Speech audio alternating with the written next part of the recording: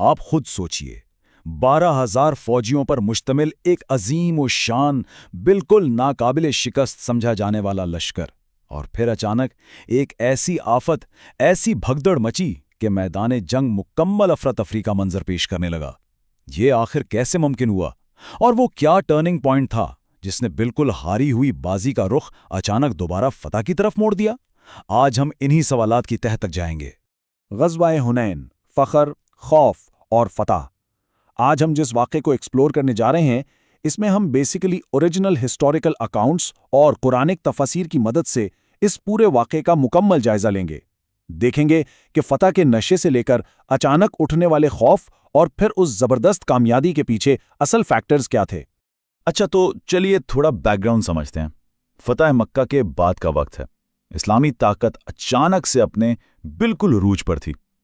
اب اس بڑھتی ہوئی پاور کو دیکھ کر آس پاس کے جو قبائل تھے انہیں ٹینشن ہونے لگی۔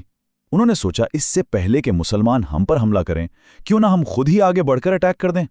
اب یہاں دشمن کی اسٹریٹجی دیکھیے، جو کہ بہت ہی آپ کہہ لیں ایکسٹریم اور ان یوزول تھی۔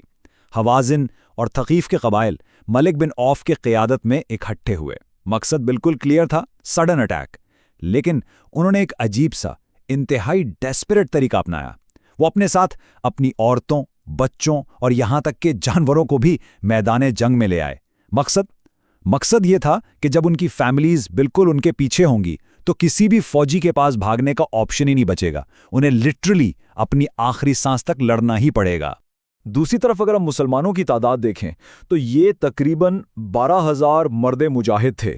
آپ کو پتہ ہے، تاریخ بتاتی ہے کہ اس وقت تک عرب میں مسلمانوں کا اتنا بڑا لشکر کبھی جمع نہیں ہوا تھا۔ یہ ایک انپریسیڈنٹڈ نمبر تھا، اور ایگزیکٹلی یہی وہ پوائنٹ ہے۔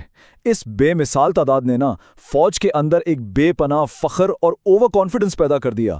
لوگوں کو لگنے لگا کہ آج تو ہم اتنے زیادہ ہیں، ہمیں کون ہرا سکتا ہے؟ اور واقعی یہی فخریہ جذبہ ان کے لیے آگے چل کر ایک بہت بڑی آزمائش بننے والا تھا۔ خیر، اس خمنڈ کا نتیجہ کیا نکلا؟ اسے سورہ التوبہ کی آیت نمبر 25 میں بڑا واضح بیان کیا گیا ہے۔ آیت کہتی ہے کہ جب تمہاری کثیر تعداد نے تمہیں غرور میں مبتلا کر دیا تھا، پھر وہ تمہارے کچھ کام نہ آئی۔ سورس ٹیکسٹ یہاں بالکل کلیئر کر رہا ہے کہ صرف تعداد پر بھروسہ کرنا اور فخر کرنا ہی ان کی سب سے بڑی کمزوری ثابت ہوا۔ اور پھر حالات اچانک سے بدل گئے۔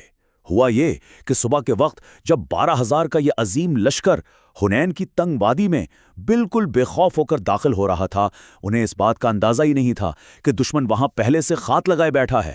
جیسے ہی لشکر وادی کے درمیان پہنچا، اچانک چاروں طرف سے تیروں کی شدید بارش شروع ہو گئی۔ ایک اچانک حملہ، اور وہ بھی ایک تنگ وادی میں، اس نے پورے لشکر میں ایسی افراتفری مچائی کہ بس گھبراہٹ اور بھاگدڑ کا عالم تھا۔ ایک ویل آرگنائزڈ کانفیڈنٹ فوج اچانک منتشر ہو گئی۔ اب بالکل اسی فزیکل اور سائیکولوجیکل خوف کی منظرکشی سورہ التوبہ کی اسی آیت میں ایسی کی گئی ہے، اور زمین اپنی وسعت کے باوجود تم پر تنگ ہو گئی، پھر تم پیٹ پھیر کر بھاگ نکلے۔ ذرا منظر تصور کریں، ایک طرف پہاڑ، دوسری طرف تنگ راستہ، اور اوپر سے بے تحاشا تیر۔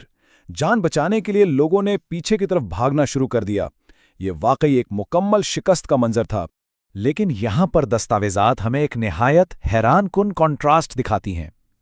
جب پوری فوج بکھری ہوئی تھی، لوگ اپنی جان بچا کر بھاگ رہے تھے، ٹھیک اس نازک ترین لمحے میں نبی اکرم حضرت محمد کی ثابت قدمی دیکھنے والی تھی۔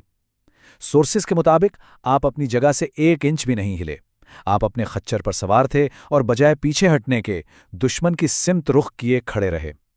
اس افراتفری کے طوفان میں وہ ایک خاموش اور مضبوط چٹان کی طرح ڈٹے ہوئے تھے، اور اس شدید کرائسس میں انہوں نے جو اعلان کیا وہ آج بھی تاریخ میں محفوظ ہے۔ آپ نے فرمایا، میں اللہ کا نبی ہوں، اس میں کوئی جھوٹ نہیں، میں عبد المطلب کا بیٹا ہوں۔ یہ الفاظ یہ صرف ایک تعارف نہیں تھے، بلکہ اس خوفناک ماحول میں بھاگتے ہوئے صحابہ کے لیے ایک واضح، ناقابل شکست مرکز کا اعلان تھا کہ حالات چاہے جو بھی ہوں، ایک سچا لیڈر آفت میں اپنے لوگوں کا ساتھ نہیں چھوڑتا۔ پھر اس کے بعد نبی اکرم نے اپنے چچا حضرت عباس سے کہا کہ وہ اعلان کریں۔ اب حضرت عباس کی آواز کے بارے میں مشہور تھا کہ وہ انتہائی بلند تھی، جنگ کے اس شور میں بھی کلیئرلی سنی جا سکتی تھی۔ انہوں نے پوری طاقت سے پکارا، اے بیت رضوان والوں! جیسے ہی تیروں اور ڈر کے اس شور میں یہ آواز گونجی، اس نے بھاگتے ہوئے صحابہ کو ان کے کیے گئے عظیم وعدوں اور بیعت کی یاد دلا دی، اور سچ پوچھئے تو اس آواز نے لٹرلی ایک جادو کا کام کیا۔ ये ऐलान सुनना था कि हालात ने अचानक पलटा खाया। लोग पलट कर दोबारा रसूल अल्लाह के इर्द गिर्द जमा होने लगे। उन्होंने एक नए जोश के साथ जवाबी हमला किया। इस टर्निंग पॉइंट के बारे में तफसीर में आता है कि अल्लाह ने अपने रसूल और मोमिनीन पर सकीना यानी दिल का इत्मीनान नाजिल किया और मदद के लिए ऐसी अनदेखी फौजें और फरिश्ते उतारे जो दुश्मन पर हावी हो गए। नतीजा क्या निकला? हवाज़ीन और थकीफ की स्ट्रैटेजी धरी की धरी रह गई। उनका घमंड टूट गया और वो मैदान छोड़कर ताइफ की तरफ भागने पर मजबूर हो गए।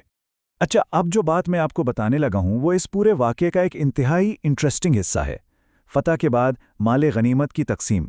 फतह के बाद मुसलमानों को बेतहाशा ऊंट, बकरियां और दूसरा असबाब मिला। तारीखी अकाउंट्स बताते हैं कि नबी अकरम ने इस वेल्थ का एक बहुत बड़ा हिस्सा मक्का के उन लोगों को दे दिया जो नए नए मुसलमान हुए थे। मकसद उनकी दिलजोई करना था, जिसे तालीफ़े क़ल्ब कहते हैं। लेकिन दूसरी तरफ अंसार थे, वो लोग जिन्होंने हर मुश्किल में साथ दिया था। उन्हें इस माल में से कुछ नहीं मिला। ज़ाहिर है इंसानी फितरत है, कुछ अंसार को ये महसूस हुआ कि आज जब इनाम का वक्त आया है तो उन्हें इग्नोर कर दिया गया।